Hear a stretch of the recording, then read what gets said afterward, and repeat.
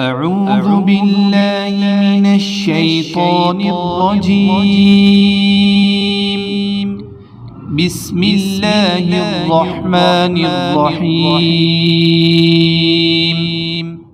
السلام علیکم، میں ہوں عاقب اتاری اور آپ کو خوابوں کی دنیا میں خوش آمدید کہتا ہوں۔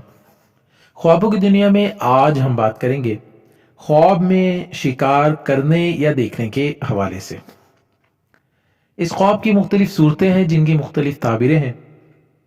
اگر آپ اپنے خواب کی سچی تعبیر جاننا چاہتے ہیں تو ویڈیو کو اینڈ تک دیکھیں۔ اگر چینل پہ نئے ہیں تو چینل کو سبسکرائب کر دیں اور ساتھ ہی گھنٹی کے بٹن کو بھی پریس کر دیں تاکہ ہماری نئی آنے والی ویڈیوز کا نوٹیفیکیشن آپ کو بر وقت ملے۔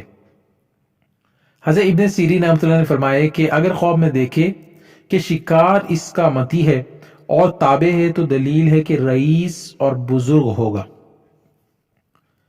اور بعض اہل تعبیر نے بیان کیا ہے کہ چوروں کا سردار ہوگا۔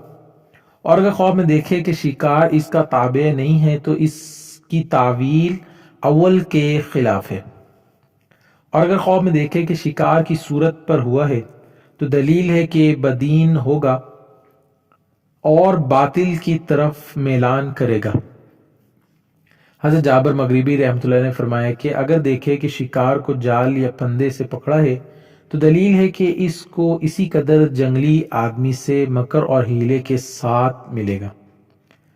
اور اگر خواب میں دیکھے کہ اس نے شکار کا گوشت کھایا ہے تو دلیل ہے کہ جنگلی آدمی سے کچھ مال چھینے گا۔ اور اگر دیکھے کہ شکاروں میں مقیم ہوا ہے اور اس کو ان میں مقیم ہونے سے کوئی نقصان نہیں پہنچا ہے تو دلیل ہے کہ جنگلی گروہ میں مقیم ہوگا اور اس سے خیر اور منفعت پائے گا۔ اور اگر اس کے خلاف دیکھے تو دلیل ہے کہ اس کو تکلیف پہنچے گی اور فائدہ نہ ہوگا۔ اور اگر خواب میں دیکھے کہ شکار اس کے ساتھ باتیں کرتے ہیں اور اس کے مرتی ہیں، اگر اہل علم اور فضل سے ہے تو بادشاہ کا مقرب ہوگا اور مال پائے گا۔